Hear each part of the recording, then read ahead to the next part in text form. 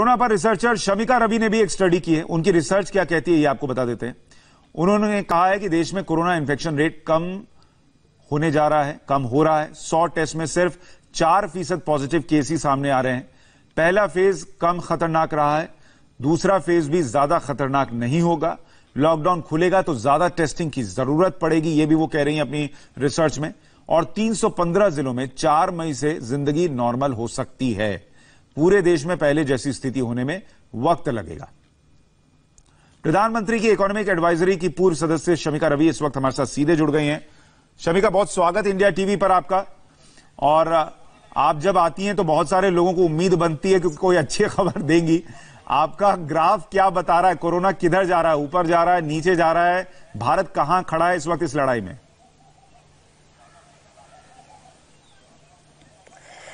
देखिए, अगर global level पे कंपेयर करते हैं तो इंडिया का सिचुएशन अभी काफ़ी ठीक है, क्योंकि पहले जो केसेस रिपोर्ट हुए थे वो सारे यूरोपियन कंट्रीज में, यूएस में, वो एंड इंडिया में वो जनवरी के आखिरी हफ्ते में हुआ था। और उसके बाद आप देख ही रहे हैं कि टोटल नंबर केसेस का क्या है उन देशों में और हमारे यहाँ। तो अगर आप एक बड़ा पिक्चर देखना चाहेंगे तो ये है कि इंडिया कोरोना का ये इन्फेक्शन बहुत कम है और उससे जो मोर्टालिटी, उससे जो जितने लोग की मृत्यु होती है वो बहुत ही ज़्यादा कम है। मतलब हमारे यहाँ 0.6 लोग पर 10 लाख पे मोर्टालिटी है, तो बहुत कम है। आप समझिए कि यूएस में ये नंबर 200 के करीब है, इंग्लैंड में ये नंबर ऑलमोस्ट 400 के करीब है। तो हमारे यहाँ बहुत ही कम मृत्यु कोरोना से हो रही है। लेकिन अब ऑल इंडिया नेशनल लेवल से हटके अब हमें ये देखना जरूरी है कि किन राज्यों में अभी परेशानी है, मतलब कहाँ पे ये अभी भी फैल सकता है। और इस बीमारी का रूप ये होता है कि एक बार ये फैलना शुरू हो जाता है तो एक्सपोनेंशियल ग्रोथ हो जाता है। तो ऑल इंडिया लेवल पे अगर जैसे शुरुआत में अगर सरकार ने कुछ नहीं किया होता तो अभी हमारे पास नंबर 13 लाख से ऊपर हुए होते। लेकिन ये चूंकि कदम उठाए जाते हैं सरकारें और अब सेंट्रल गवर्नमेंट से हटके अब रीजनल गवर्नमेंट, स्टेट गवर्नमेंट और उसमें भी अब डिस्ट्रिक्ट एडमिनिस्ट्रेशन का रोल जो है वो बहुत ही महत्व हो जाता है, महत्वपूर्ण। तो अभी देखिए कि पूरे देश में करीब 3 ऐसे राज्य हैं जिन्होंने अपने कोरोना के इन्फेक्शन कर्व को फ्लैटन कर दिया है। मतलब इन राज्यों में रिकवरी बहुत ज्यादा हो रहा है और एक्टिव केसेस बहुत ही ज्यादा कम हो गए हैं, जैसे कि हरियाणा, केरला और अब इंक्रीजिंगली तमिलनाडु भी वैसे लग रहा है। लेकिन अभी भी महाराष्ट्र और गुजरात में ये नंबर्स बहुत ज्यादा बढ़ रहे हैं। तो अब फोकस जो है अब कुछ डिस्ट्रिक्ट्स में ज्यादा देना चाहिए, क्योंकि अगर वहां मामला आउट ऑफ कंट्रोल हो जाता है तो वो फिर काफी। अच्छा, मैं इस पर आऊंगा कि जिन राज्यों में केसेस बढ़ रहे हैं वहां क्यों बढ़ रहे हैं ज्यादा। लेकिन एक चीज ये समझाइए कि अभी ये कहा जा रहा है कि जो केसेस दोगुने होने के दिन हैं वो धीरे धीरे बढ़ गए हैं। अब 10 दिन में केस डबल हो रहे हैं। लेकिन हम साथ में ये भी देख रहे हैं कि हर रोज 1500 से 2000 के बीच में केसेस सामने आ जा रहे हैं। मरने वालों का आंकड़ा 62 हो गया है बीते 24 घंटे में। तो उधर केस डबल होने की के दिन जो है वो बढ़ रहे हैं, इससे खुश हो या रोज 1500-1600 केस आ रहे हैं इसको लेकर चिंता करें? देखिए, दोनों ही करना पड़ेगा सुधीर, क्योंकि अब ये रियलिटी है और आपको चाहिए कि ये एक्टिव केसेस देखें, क्योंकि टोटल नंबर ऑफ केसेस एक अमाउंट आके फिर वो फ्लैट हो जाएगा। लेकिन एक्टिव केसेस उसमें से कितने रहते हैं और रिकवरी रेट क्या होती है, क्योंकि बहुत लोग इससे उभर भी रहे, रिकवर कर रहे हैं। सही बात। मृत्यु की संख्या बहुत कम है, रिकवरी काफी ज्यादा है। तो एक्टिव केसेस कितने हैं, और उसमें देखा जा रहा है कि कई राज्यों में एक्टिव केसेस अब बहुत ही घट के बहुत कम हो गए, हरियाणा, केरला और तमिलनाडु जैसी जगहों में। तो ये केसेस कम हो रहे हैं या जैसा कुछ राहुल गांधी भी कह रहे थे कि अभी टेस्टिंग कम हो रही है? अब उदाहरण के लिए मैं आपको दूं, जैसे उत्तर प्रदेश है। उत्तर प्रदेश की आबादी 20 करोड़ से ज्यादा की है और वहां के स्वास्थ्य मंत्री से हम बात कर रहे थे। उन्होंने कहा कि एक दिन में हम करीब 4,500 से 5,000 टेस्ट कर पा रहे हैं। तो क्या ये संख्या काफी है?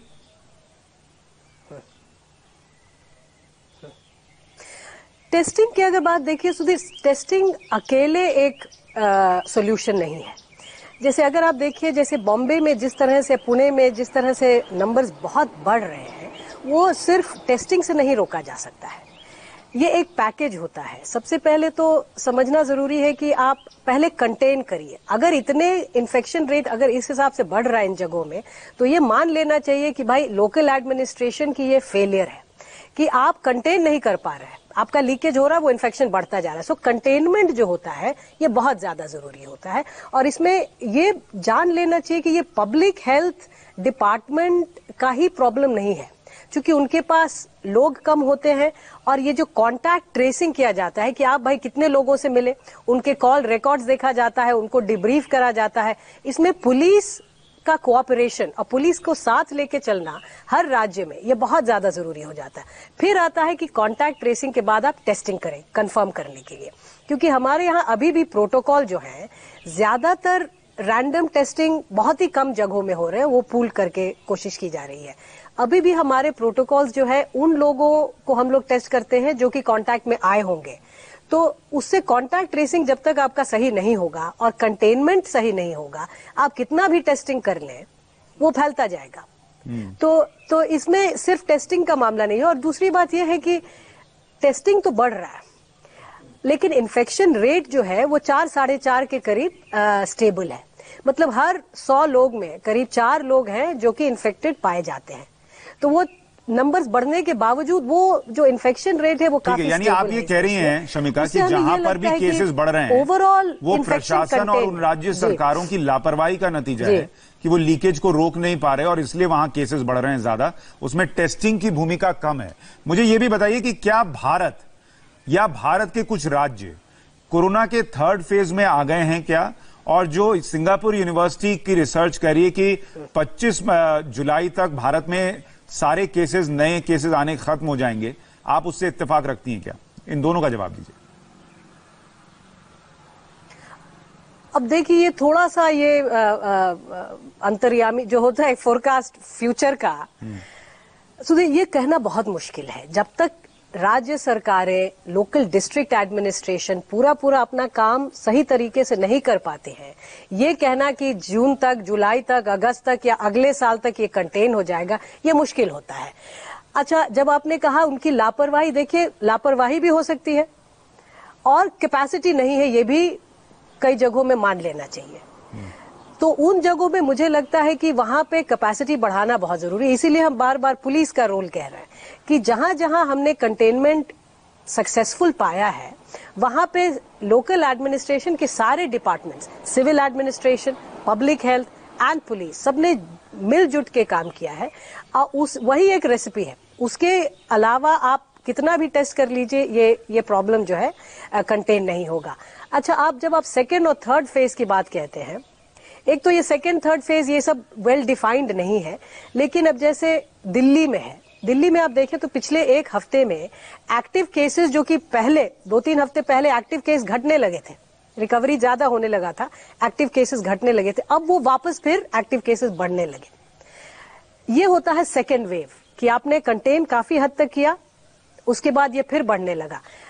इसमें फिर वही कंटेनमेंट, कांटेक्ट ट्रेसिंग, ये लीकेज कहां से हो रहा है, कांटेक्ट ट्रेस करके तो आपको लगता है ये जो 3rd फेज को जिसको कम्युनिटी स्प्रेड कहते हैं, आपको लगता है दिल्ली में ये कम्युनिटी स्प्रेड की वजह से हुआ कि ग्राफ नीचे आया और फिर ऊपर चला गया?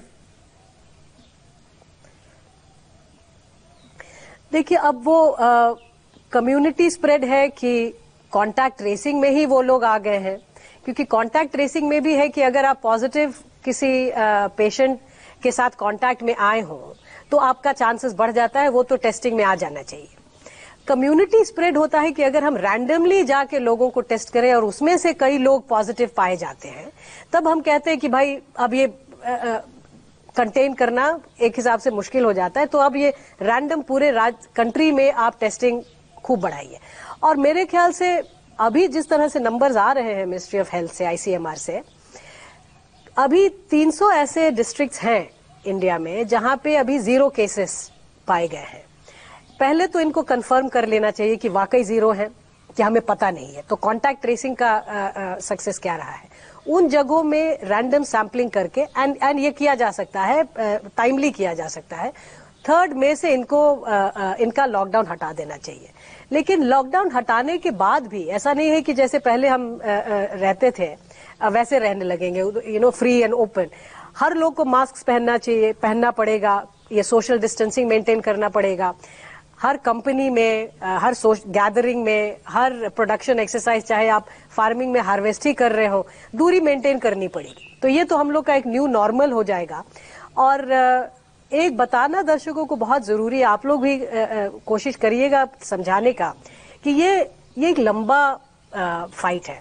ये अभी हम लोग शुरुआत में लॉकडाउन करके इसको काफी हद तक सप्रेस कर चुके हैं, लेकिन ये प्रॉब्लम बिल्कुल इरेडिकेट करने में 1.5-2 साल लग जाएंगे, क्योंकि 1.5-2 साल 1.38 बिलियन, आप समझ रहे हैं, मतलब पूरा यूरोप आराम से। क्योंकि आप देखिए जैसे जिस तरह से बॉम्बे वगैरह में फैल रहा है, वहां पे नए केसेस को जीरो करना, मतलब पहले तो वहां एक स्ट्रैटेजी दिखनी चाहिए कि भाई बॉम्बे में ये कंटेनमेंट स्ट्रैटेजी है, उनका कांटेक्ट ट्रेसिंग का कैपेसिटी और एक्सरसाइज इस तरह से हो रहा है, और उनकी टेस्टिंग ये प्रोटोकॉल फॉलो करके की जा रही है, एंड उसके बाद इतने नंबर्स पाए गए। मैं आपका शुक्रिया करूं, उससे पहले छोटे में एक चीज क्लियर कर दीजिए, ये 1.5-2 साल का मतलब क्या है? आप कह रही हैं कि लॉकडाउन या पार्शियल लॉकडाउन जैसी स्थिति 1.5-2 साल रह सकती है? कुछ इलाकों में जरूर हो सकता है, पूरे नेशनल लेवल पे तो बिल्कुल नहीं। हम कहेंगे पूरे नेशनल लेवल पे 3 मई के बाद हटा देना चाहिए।